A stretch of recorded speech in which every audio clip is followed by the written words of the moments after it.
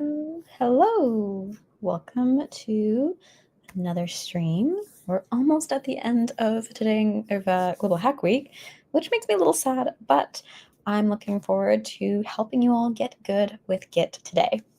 This is a short workshop, so it should take us only about 45 minutes to 50 minutes. I do know you have today in Global Hack Week right after this, so I want to make sure that I end on a good time, both like having fun and also in like our timing, so that way you can jump in today in Global Hack Week, work on those challenges, and keep seeing other streams today. We've got a lot of folks who are saying hi. I love to see it. I love an engaged chat. For those of you who don't know how I tend to do workshops, first, hi, my name is Cecilia. I use she, her pronouns. I love reading. If you were at opening or if you've been at past Global Hack Weeks, I have finally finished the sweater. I'll show it off during closing if there's some time, or I might post it in Discord later this week, but it is finally over. Anyway, so as for how I do workshops, I heavily encourage questions. I really love making sure that folks not only feel empowered to ask questions and also potentially answer their peers' questions, because sometimes I don't know the answer. But also that if I don't know an answer to a question, I'll tell you, and then I'll show you how I go and figure out the answer to that question. So the hope is that even if we're not always giving streams or able to answer all your questions, that we also empower you with the skills to find your own answers. So before we get started, well, of course, thank you for attending. We'll talk a little bit about GitHub and getting access to the Student Developer Pack, which if you have attended my past workshops, you know I love the Student Developer Pack and all that it offers for students. We'll also talk about version control systems, explore Git. We will be doing it through Terminal today, mostly because I'm terrified of using the UI. Which is quite the conundrum, but I think it's a good challenge to safely walk through and use the terminal. Just that way it gives you, again, empowers you to have more skills under your belt, particularly if the UI isn't serving you, or you find yourself not getting the resources you need. So better to have multiple skills. One day I will learn UI stuff for Git, one day, but today is not that day. And then we'll do a quick walkthrough. Something I never have time for is there's an activity at the end, but I heavily encourage that you find a friend who's also learning Git with you to practice that activity, to learn more about what's going on behind the scenes when we get to more of a harder topic. But I know that we normally don't have time for that, so I won't plan for that, but I do want to make sure that I touch on it before we get started. Cool. So exploring Git and GitHub. If you are familiar with GitHub, you're probably like, oh, it's so amazing at like keeping track of my code over time. Like it's amazing.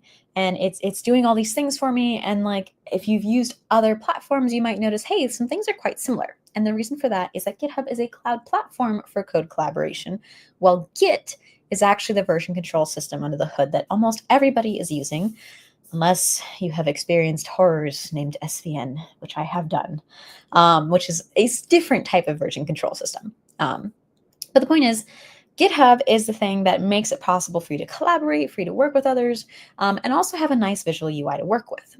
Git is that terminal implementation way to interact with your code through time and history. And while you don't necessarily need GitHub to use Git, GitHub does make it just a lot friendlier to use and make it available online. So you don't have to set up your own way to access your code across devices, or figure out how to email your friend your code or or put it on a zip drive, or however you can think of sharing your code. There are less than ideal ways to do it, and then there's better ways to do it that make your life quite a bit easier. If you've never used GitHub and this is your first time, welcome. My hope is that this will be an introduction that makes you a little less scared, or at least gives you the knowledge and the words that you need to start looking up things on your own. So that way it's a little less scary when you go ahead and do it. But another way to think of GitHub is Google Drive. We know that we have word processors out there, and like slideshow, and depending on the platform that you use, each of these implements things slightly differently, but still offer the same functionality. And GitHub is very similar in that there are many platforms that offer GitHub-like things, but again, there's like an underlying understanding of the UX and the experience that you should have. Okay, quick check on questions. The terminal can be a horror, so I switched to UI. So you'll find me repeating some things throughout the workshop, which is that with great power comes great responsibility, and Git gives you a lot of power. And if you're using it in the terminal, well, there's a lot there. But I really like having that control, because then I know every action I'm taking under the hood, I know what's going on. But if I'm using a UI, I have less control and less knowledge of what's going on. And it makes me terrified that I'm like ruining my whole code base or doing something I could have avoided, or worse. In my personal preference, I'm making my code base really disgusting to look at, and I really hate that. But anyway, everyone has their preference. I will never judge how you use GitHub or Git, or whatever system you prefer to use, as long as you are able to be knowledgeable about it and use it well and not judge others. Like, very simple.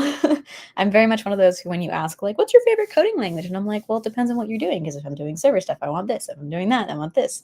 And then people get mad at me because I don't have a favorite. And I'm like, I like all of them. They're languages. Okay.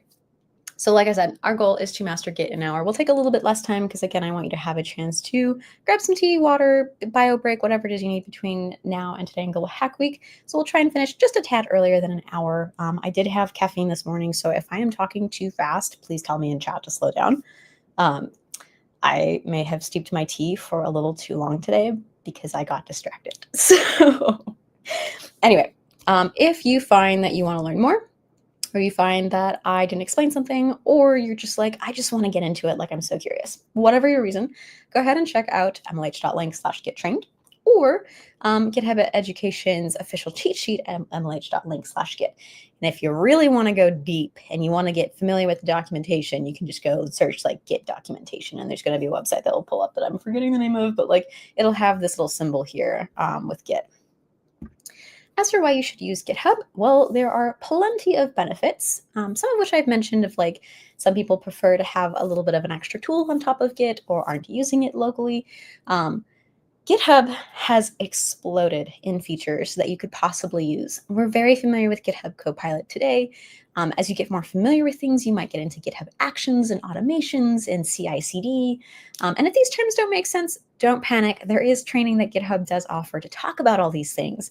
But as you work with GitHub, you'll start getting familiar with, and this is relevant because we just finished Hacktoberfest, but you probably were making pull requests to open source contributions.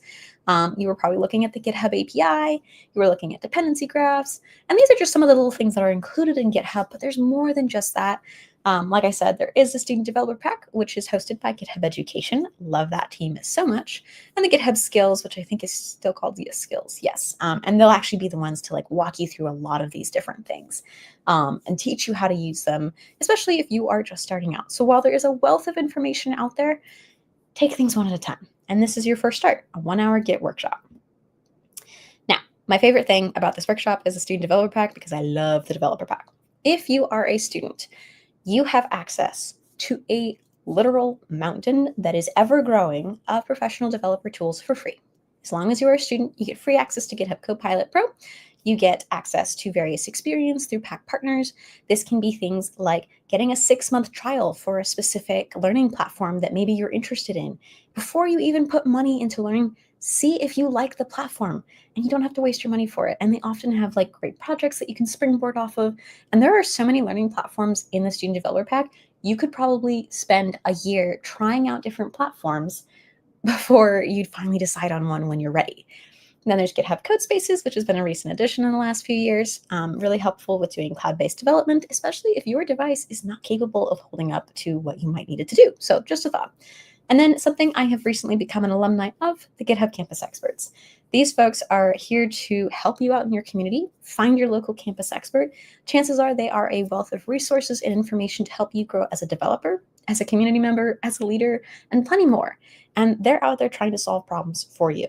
So if you decide that you want to be a campus expert, that's obviously up your alley as long as you're a student. Or if you want to get familiar with your campus expert, I do encourage you go to anything that they're hosting or reach out to them and see if they might have a chat with you to find out more about what it means to be a community leader. Being part of the Major League Hacking community means there's a very likely chance you will become a leader. So what better way than to learn by the folks who are being experts at it? If you want to find out more, go ahead and go to the mlh.link/GitHub page. If you want to have a chance to sign up, I'm pretty sure there's another workshop that talks about getting it. I normally go through it, but I am no longer a student, so I can't actually walk you through it anymore. But if you go to any of the past Git Good workshops or any GitHub related workshops, there's a very likely chance that there has been a coach, whether it's myself or someone else, who has walked someone through getting the Student Developer Pack. And if you have any issues, always remember that you can go ahead and post in Discord saying, hey, I'm not getting access to the student developer pack. Like, what should I do? How can I, get through? It seems like I'm being blocked for whatever the reason, and I just don't know where to go. If you decide to Google that, you will find that there is a blog post that is actually going to help you through most of those issues. But sometimes you're like panic going like, what do you mean I got rejected? Like, I'm a student, I swear. And so it's very easy to just jump into Discord and also ask that. And they might share the link for you so that way you know which link you're supposed to go to. Okay, so again, I really, really love the developer pack. It is incredible. Yes, it is unfortunately only for students. So if you are employed or if you are out of university, boot camp, high school, wherever it is, and you are not currently in an education setting, there is a very likely chance you cannot get in because they do validate based on your coursework. Rats. I'm really sorry. I'm sad too because now I don't have access to things, and I'm like, but I want free things. And yeah. Awesome. I'm really glad folks got approved so far. No, you're not lit, Willie. We haven't gotten started on the demo part. We were just about to get started actually on what is version control and how to use it. Remind me if we have time at the end of the workshop. My tea collection is small but mighty.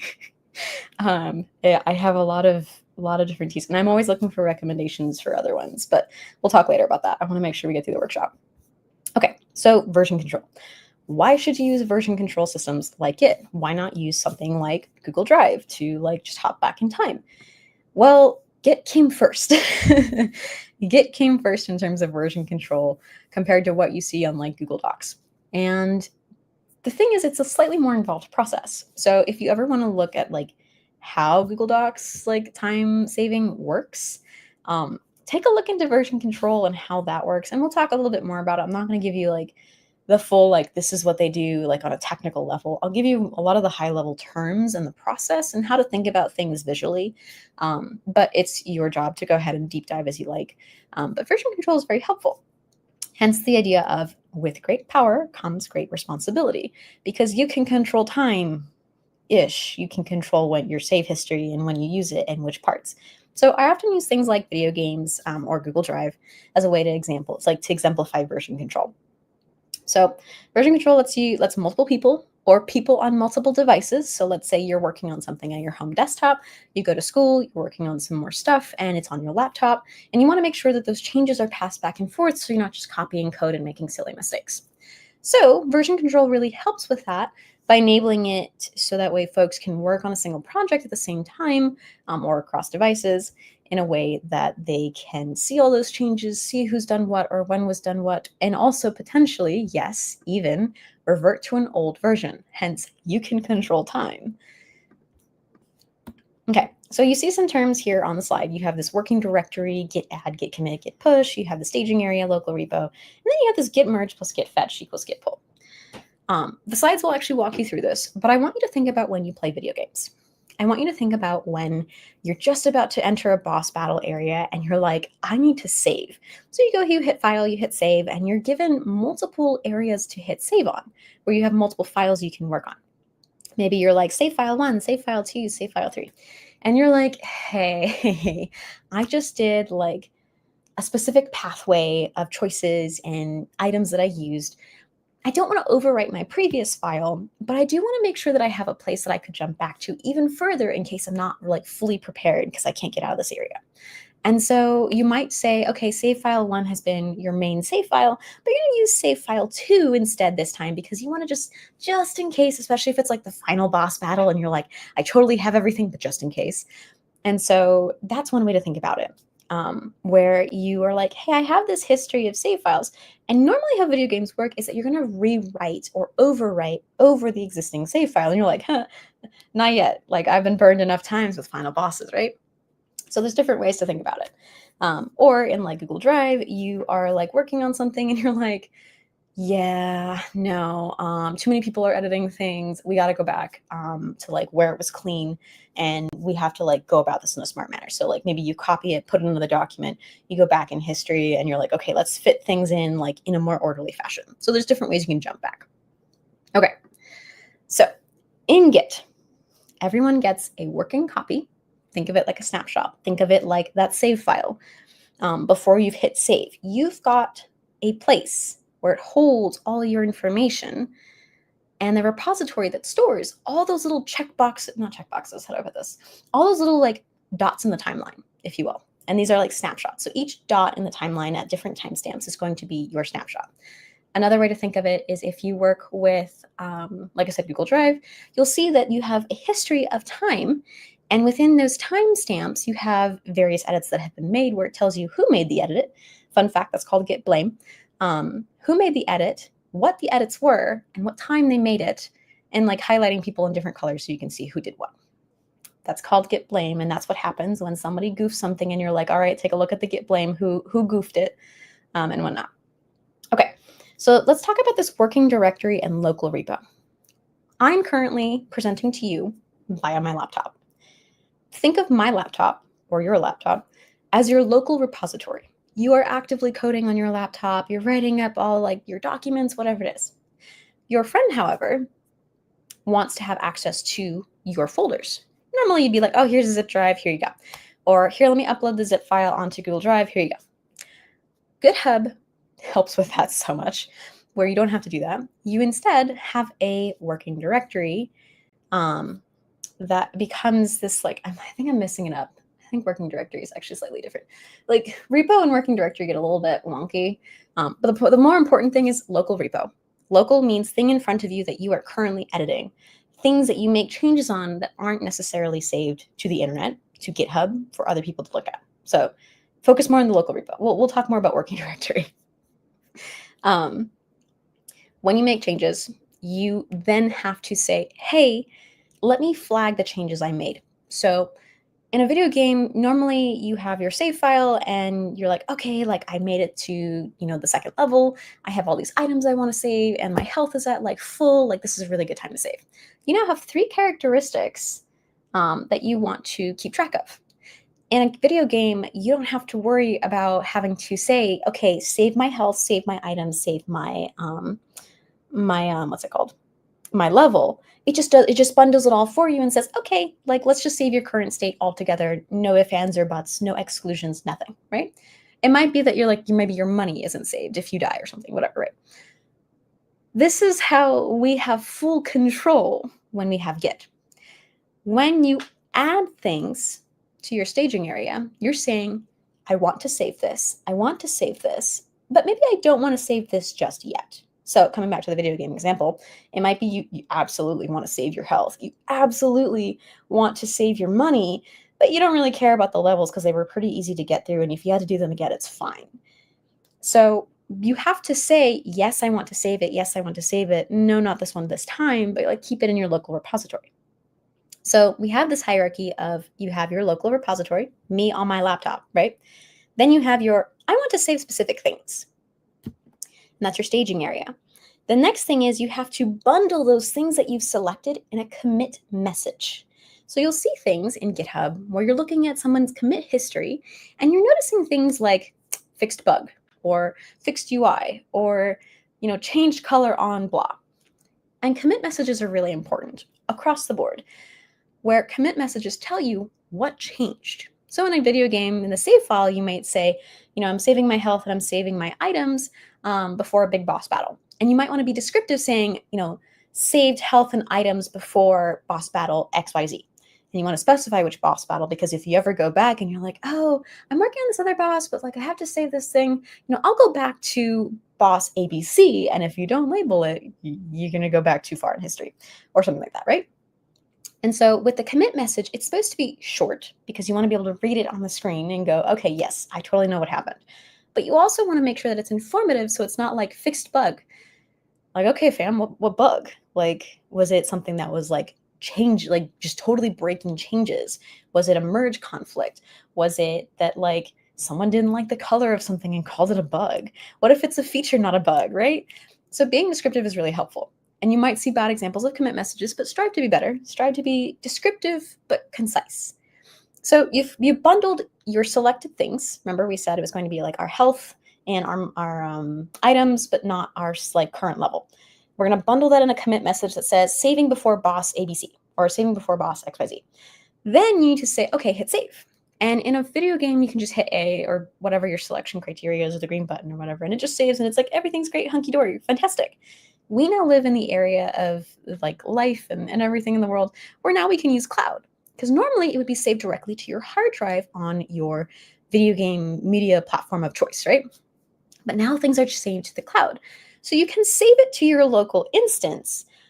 But we, as developers, because we have the most control with version control, must therefore also tell our system, our local repository, my laptop, to say, hey, you need to save it to the cloud too.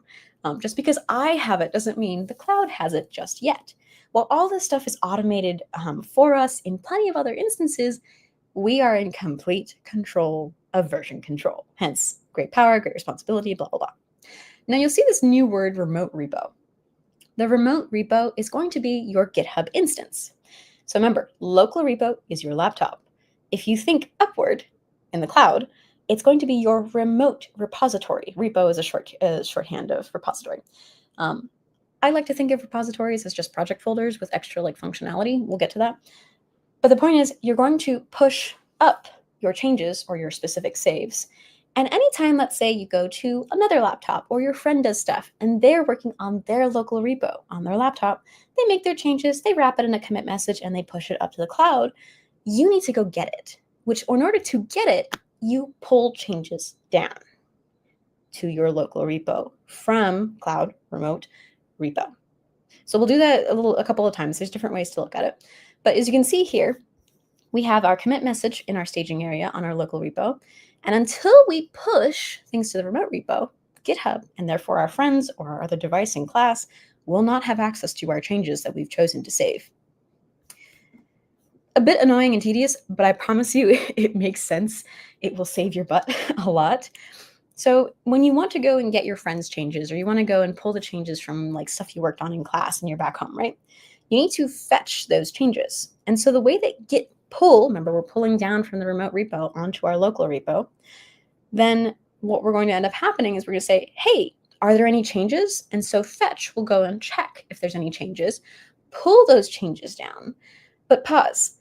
There's still going to have to be a merge function because it has to say, okay, here's some changes.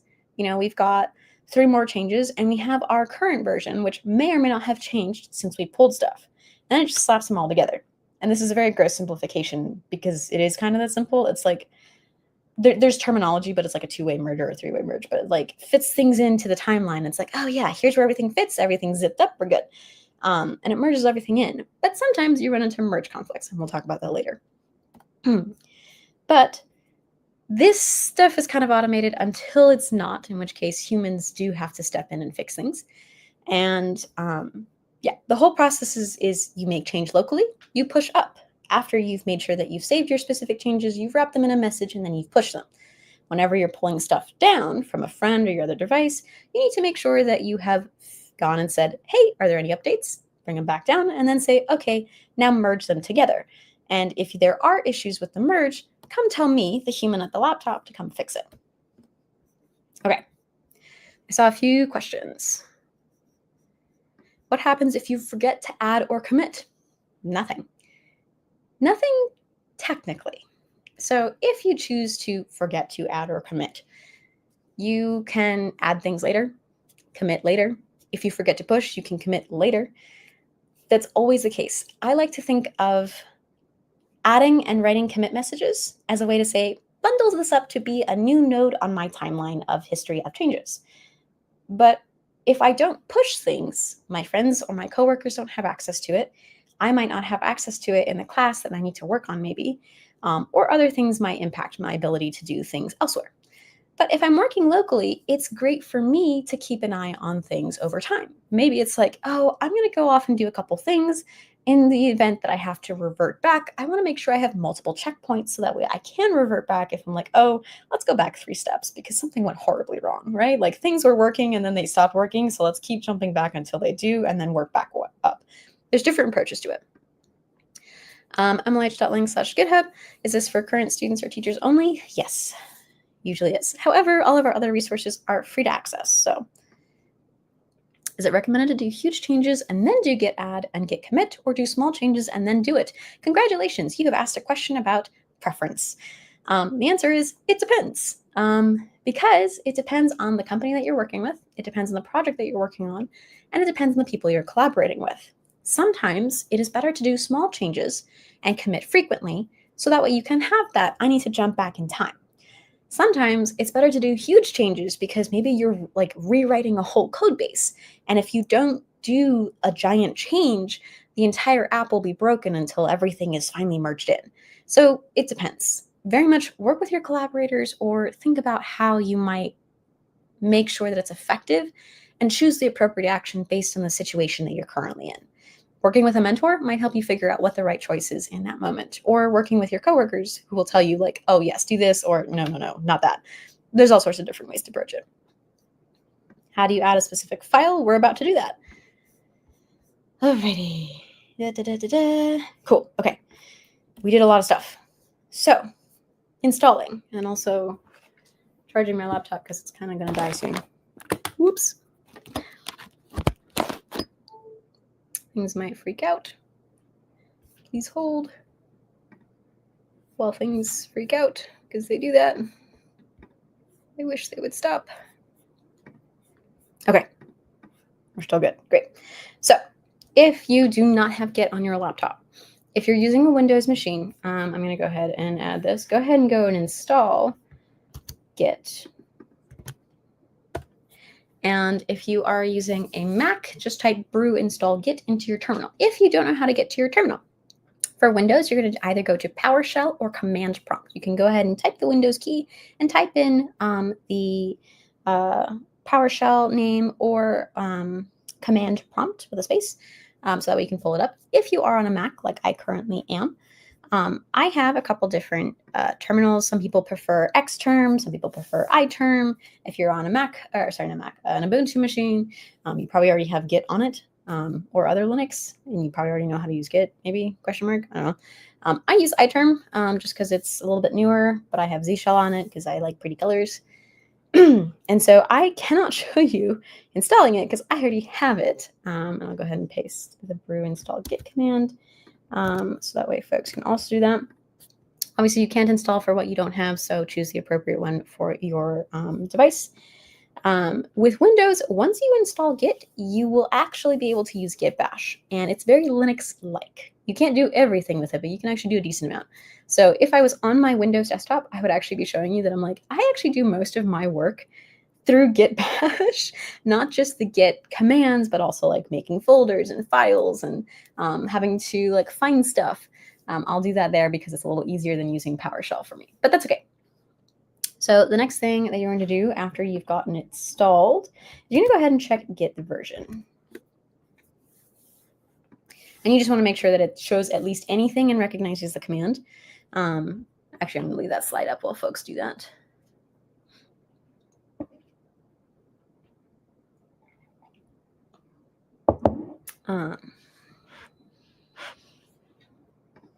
Or if you are looking at this later or want to do this later and just want to follow along for now, you can go ahead and navigate to this link to get more of the instructions on how to install it.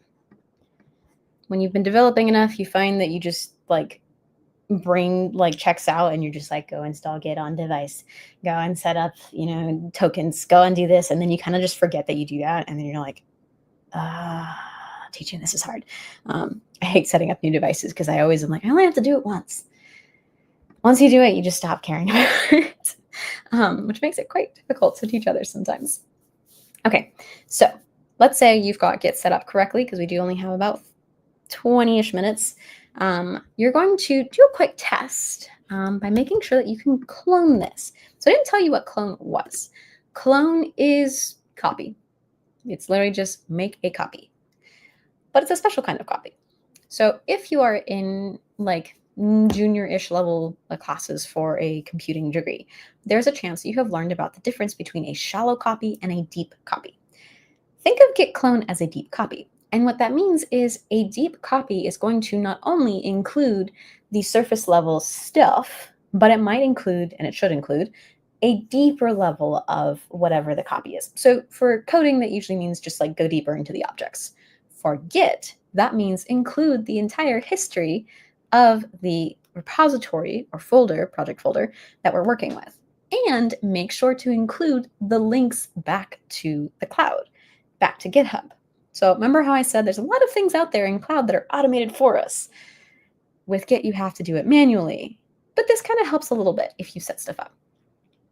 So once you've tested that you can in fact git clone, and I will actually, yes, configuring Git always requires efforts because you don't do it all the time. And then you're like, what did I do with my previous device? Okay, so if you are having issues, before I go ahead and show you cloning and everything like that, because I'm going to go ahead and switch over to my terminal instance. If you are unsuccessful, you need to authenticate. And what that means is you need to open the GitHub CLI, the command line interface, so that way you can sign in. And usually you just follow the instructions that are there. So make sure that you install the GitHub CLI. And then after that, you're going to run GitHub auth login, so that way you can actually get the prompt for logging in. So again, my stuff is already set up, and the idea of signing out on my terminal sounds like a horrific idea. So I will not be showing you that bit. However, I do want to show you the Git clone and what it should look like if it works successfully. So let me change the screen. Share screen, window, terminal, share. Stage. Okay, let me also zoom in a bunch. You may not be able to see this amazingly well. I am trying to make sure that it is visible. There we go. Okay, so I'm going to paste. Oh, wait, hang on. I did not move to the correct folder. So I have a preferred folder that I use for my repositories.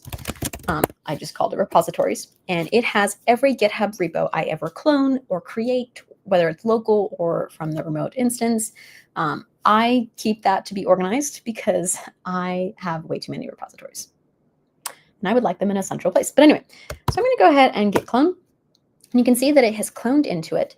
At the remote, it's done a couple things with the objects, uncompressed and compressed, and then it retrieved the object, and it's good to go. If this doesn't work, it'll say, you can't clone in, you need to log in, or you can't clone this, you don't have access. Whatever the reason, chances are you need to log in. So if I wanted to get into this folder, we know it's going to be called intro to Git. So I'm using some terminal or some command line commands called cd, change directory. In other words, change into the folder that I want to look at. And I have to do it within the folder path that I'm working with. So I'm going to go ahead and change here, and you'll see that now my folder changes. It goes from repositories, where it doesn't have any fancy colors after it, but now it says Git main. Now this is how we know whether a folder, directory, repository, all these mean the same thing. Now we know whether the folder is a Git repository. This means it is special, that it is tracking our changes.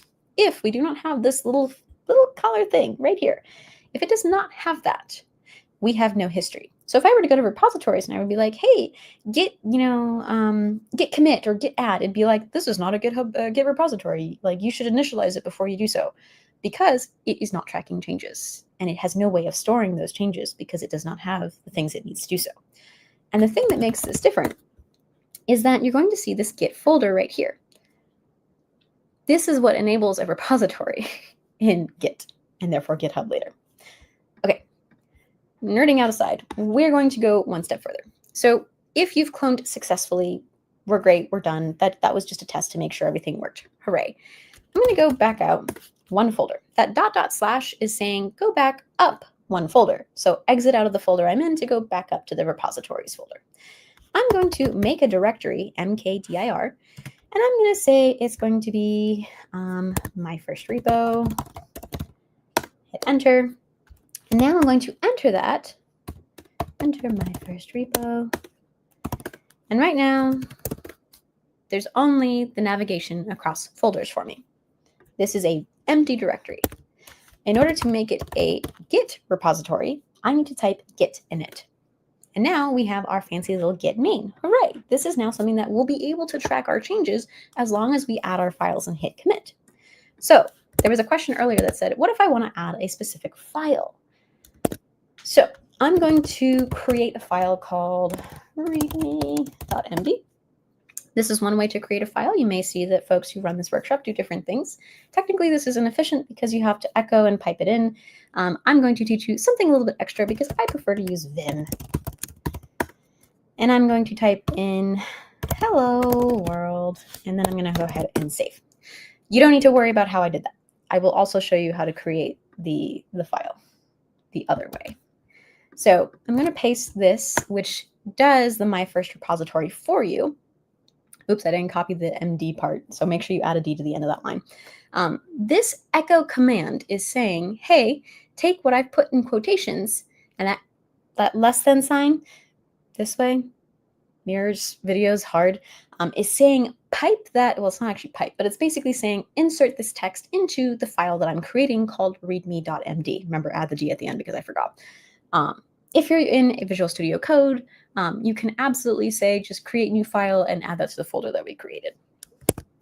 And so if I wanted to see the readme, I can say cat to say print out what's in that file.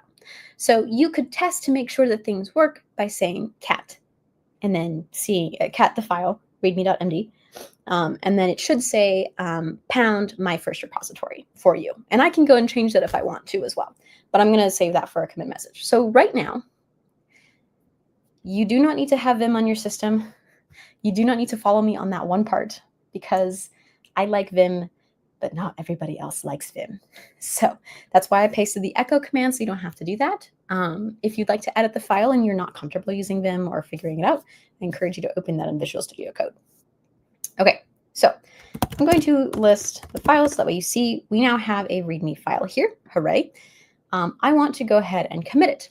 And so the way to do this, to answer the original question, I need to add files. If I want to add a specific file, which here's some advice. Never, ever, ever type git add star.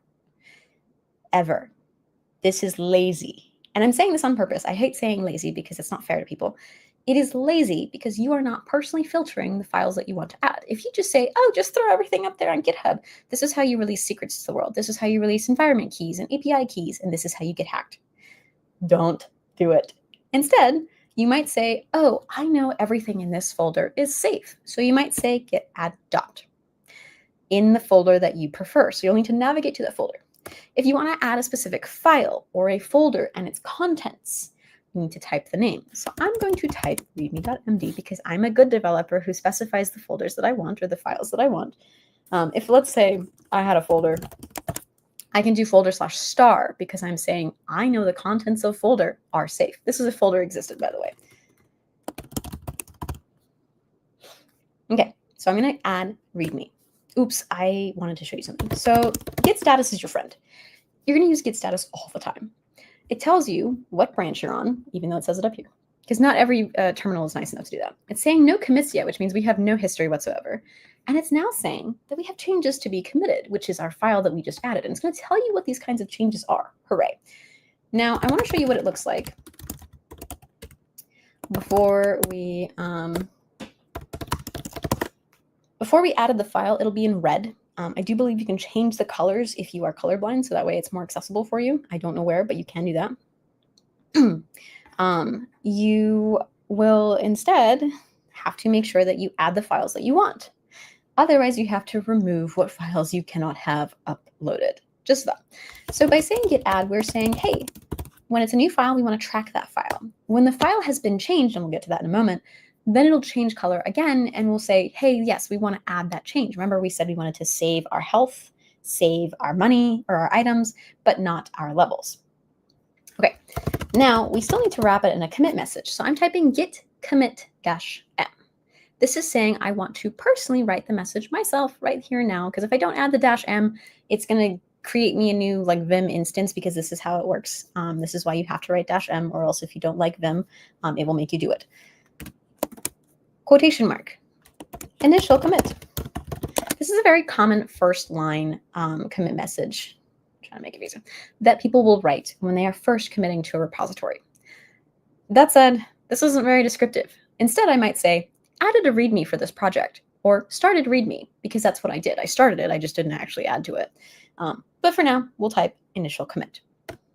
So now it says, hey, you have a file changed. There was an insertion at one line, and it's created the commit message for me. So let's go to status. Now it says nothing to commit. Working tree is clean, which means that there are no edited files that it's saying, hey, do you need to save this? And it's okay if there are things that have not been saved. They will still be there when you go commit. It's when you get into merge conflicts that life gets a little harder. Okay, so what if I pushed? Remember how I said we have to do the work ourselves? If we push without saying where to go, it's like, what? Sure, you want to give me some code and put it up on GitHub, but like, where do you want it to go? So we need to tell it where to go. We need to go ahead to GitHub, and this is the one part that does not involve terminal. You can't do this otherwise. You have to go to GitHub. You have to create a new repository, and then you have to set the remotes up. And GitHub has this wonderful feature that I really, really love. Let me go to GitHub. Am I logged in? Oop, I'm not. Let me make sure I'm in the right one. Hang on, let me log in and I want to change my user.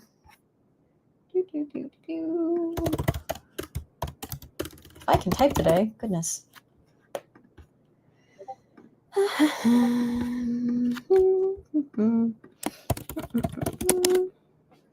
Oh, where is my phone so I can authenticate? The next trick. Oh, there it is. Okay. I just have to authenticate really quick. I promise I was prepared. I just forgot about this part. No, it changed. Okay.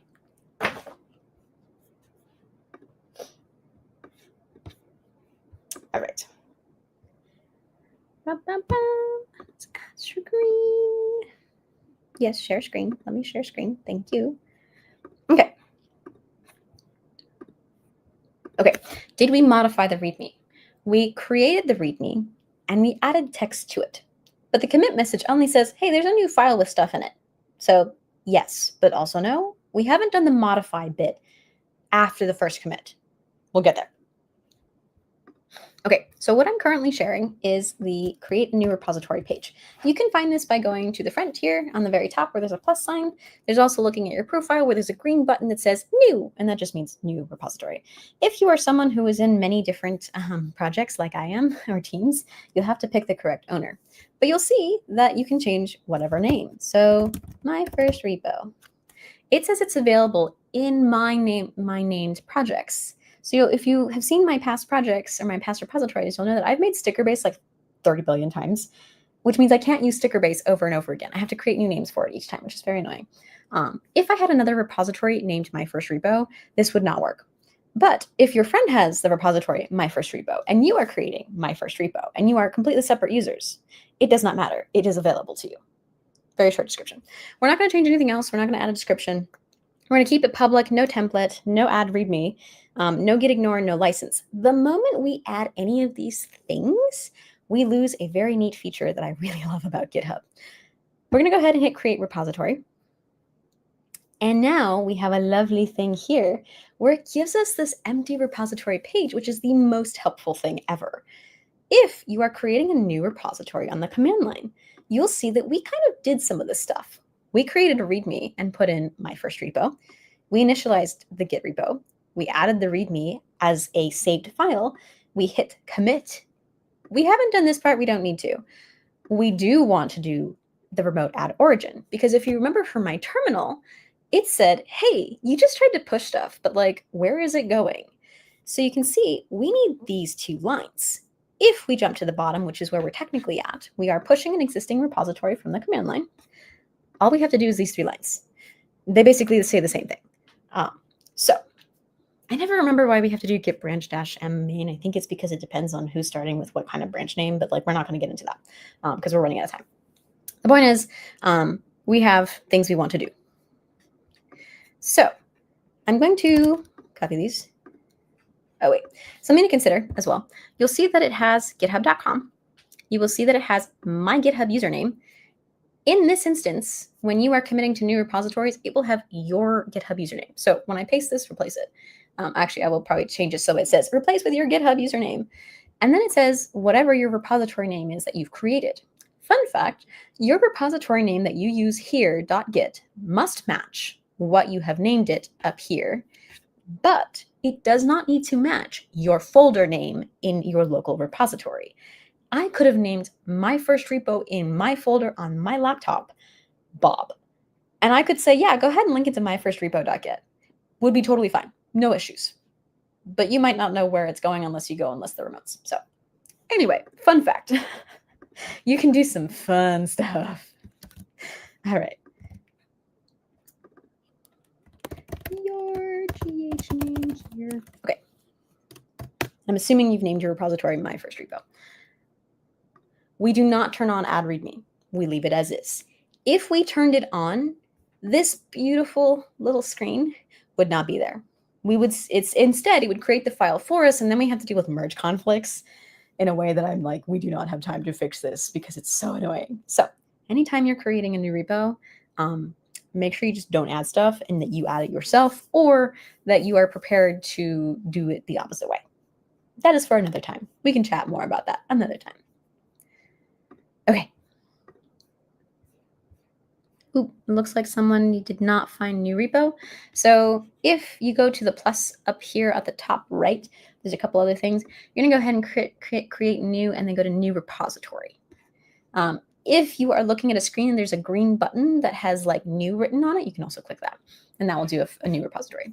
So I'm gonna switch back to my terminal, so that way you can see me setting up the remotes. Okay, so remember I said it's telling us, hey, you didn't do the thing. Like, go set it up so that way we go, and yes, we do create. So we've just created a new repo on GitHub. We are about to push now to the new repo, our existing work on our local repo. So we did a remote repo that we set it up. We're going to go and say, hey, let's go connect that. We're bridging the little gap that existed. So it's telling me, hey, git remote add, git push, but I also sent you the commands that I'm going to go copy. So it says git remote add origin. I think I talked about in a previous video. We are running out of time. So technically I'm supposed to copy this. It's actually better to copy it because you're more likely to make a mistake. I'm just paranoid about pasting weirdly. So I'm going to add this remote. I'm going to say, hey, bridge the connection. So that way I know that. Okay. Git remote add origin. Error. Remote origin already exists. Do you have this repository existing elsewhere? Because if you've made this repository before, actually, wait. Git remote origin already exists. That's fine. That means you're connected, actually. You're fine. That's okay. That means you're already good to go and set up. Hooray! You did it right, I think. Then I'm going to go to git branch. I don't know why it makes me do this, but I will look into this another time. Git branch main. I think this is just to make sure that things are set up correctly and that main matches. Oh yeah, because we want main to match main on the upstream, I think. Vaguely. And then we're going to say git push. This is the only time we write this, by the way. We're going to git push -u origin to the branch main. Only time we write this is when we're setting up remotes.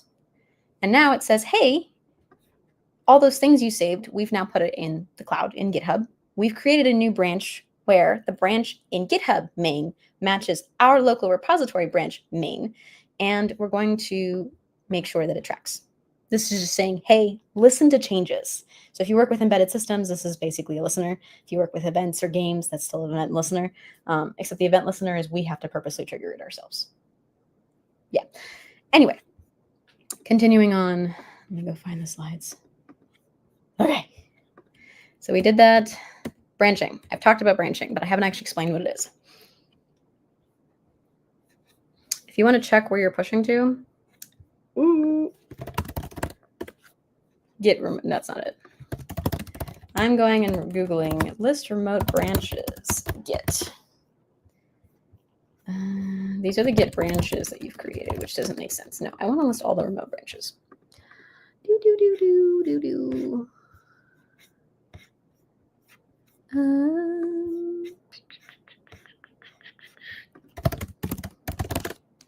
Okay, so what I did is I went and Googled list remote branches in Git. That's all I Googled. And I scrolled through and I found the git-scm.com page where it says you can get a full list of remote references explicitly with git ls-remote. And then I left it blank because I don't care about what I'm looking for. But you can see that it's currently working for my repository. So now it says, hey, this is where your stuff is referencing, which that's super nice. There's a couple other things you can do. You can do git branch to R. Oops. Yes, so this is my list of branches. I only have one. We're just going to go ahead and quit there. Okay. Oh dear, you might be in the wrong repo. Yes, that is probably why it's not working. So this is why I said we changed directory, right? We made a new directory that was elsewhere. No worries, it does happen. It's sometimes very easy to miss this because it's such a tiny command. Whereas in the UI, you might be like, oh yeah, just go up a folder or like click the folder that you want to go to and then make the new folder. I may not have been clear, so that might also be on me. Okay, we have about 5 minutes left. I want to speed run branching. And then if you want to learn about merge conflicts, you can go to any of the past Get Good with Git workshops. I'm pretty sure I have a more detailed version of merge because we took too long on some stuff. Oopsie, that does happen. But branching, think of it like a tree.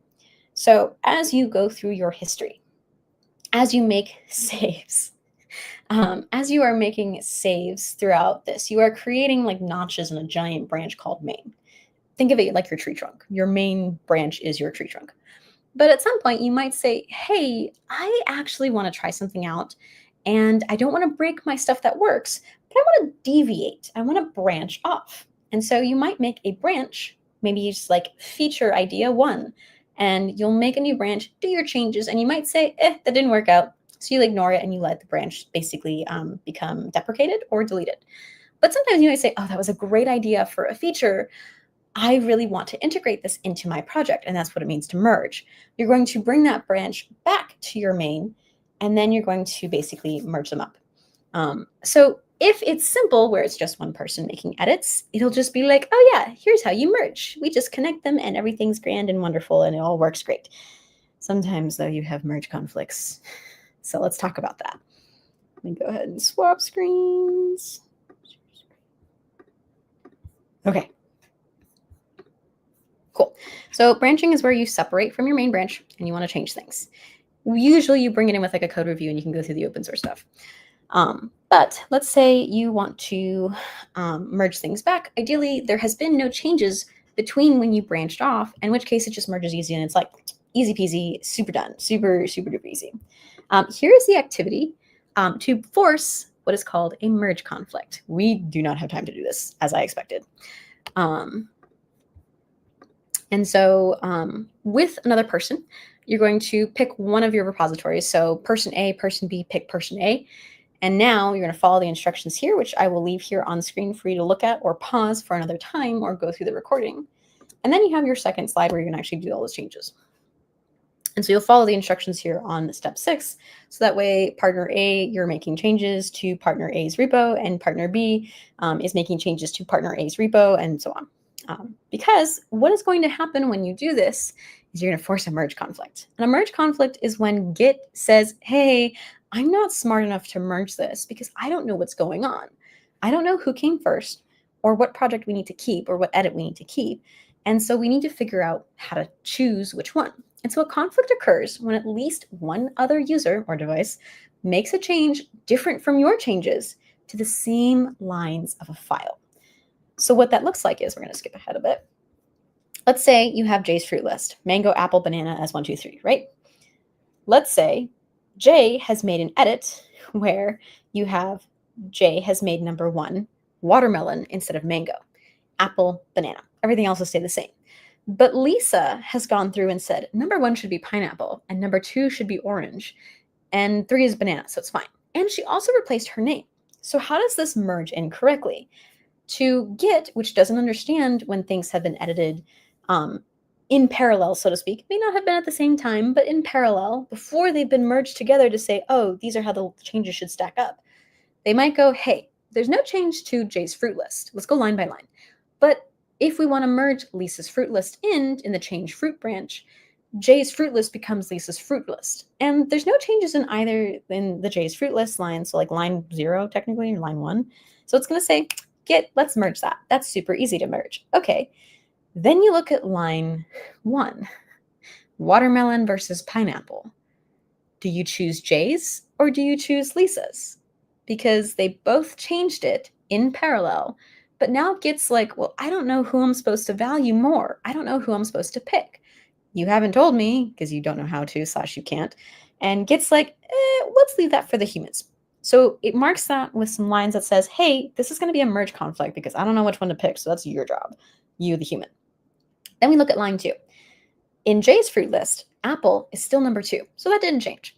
But in line 2 of Lisa's fruit list, it's orange. And that time Git's going to be like, there was no change between Jay's fruit list in the main branch, but there was a change in Lisa's. Let's just merge that in easy peasy because that was a change that made sense. It's a linear change. It'll make sense as you experiment with merge conflicts. And then banana stays the same. So the merge conflict is specifically on the line 1.pineapple or 1.watermelon.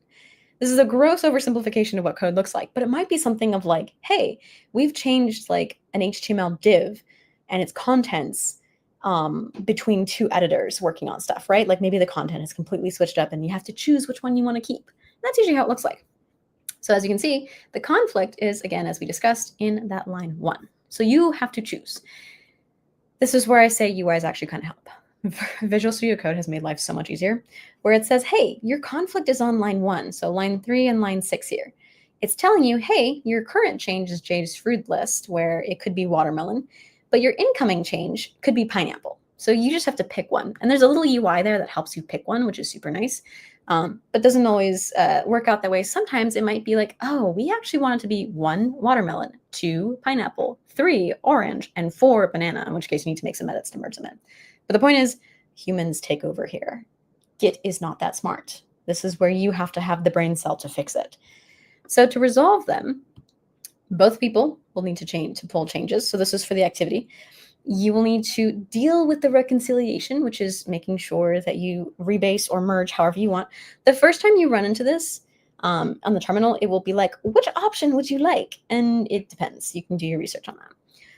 But otherwise, you can follow your IDE's prompts to resolve the conflicts, whether it's that you choose, keep, change, or whatever it is. Or you can remove the markers itself. You have to remove these markers in your file, or else Git will still keep saying, hey, you have a conflict. And if you only partially remove those, then your file is broken and your code doesn't run, and then life is miserable because you're like, why doesn't it work? Because you incompletely removed it. Once you've made your changes, you're going to go ahead and add things, commit as normal, saying you've resolved the fruit conflict of 2025, whatever, and you're going to go ahead and push. And it will say what you've committed your message as. Okay, so we are literally at time. We absolutely ran out of time, but you had really good questions, and I was super glad to answer them. If you want to find out more, definitely watch our past GitHub Git Good with Git video, because there'll be more content, or even we've gotten a little further, so that way you can go ahead and follow through on the merge conflict and practicing what that looks like. So with that, I am going to drop off because we do have today in Global Hack Week, and I think it was supposed to be Quinn, but now it's Varsity or something. But all the best. Enjoy the rest of your today in Global Hack Week. I will see you all tomorrow for closing. Thanks so much for a wonderful stream. Really glad you had great questions. Keep it up. You're doing great.